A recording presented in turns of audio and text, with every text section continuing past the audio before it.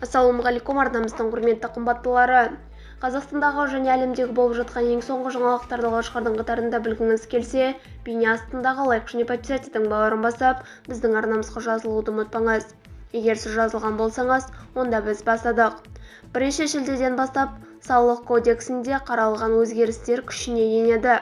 Алған заң жобасы бүгін мәжілісте қаралып, бірінші оқылымда мақұлданды. Мәжілістің жалпы отырысында Аманат партиясы фракциясының мүшесі, мәжіліс депутаты Берік Бейсенғалиев Қазақстан Республикасының салық кодексіне өзгерістер енгізу туралы Қазақстан Республикасы заңының жобасын қабылдауды ұсынды, деп хабарлайды Айқын қызы.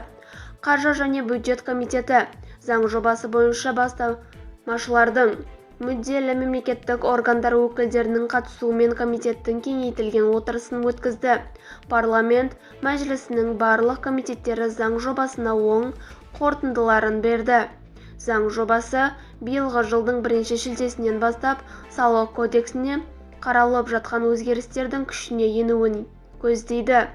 Осы айтылғандардың негізінде қаржы және бюджет комитеті заң жобасын қабылдап, Қазақстан Республикасы парламентінің сенатына жіберуді ұсынамын, деді Берік Бейсенғалиев. Бізді бақылауды жалғастырыңыз.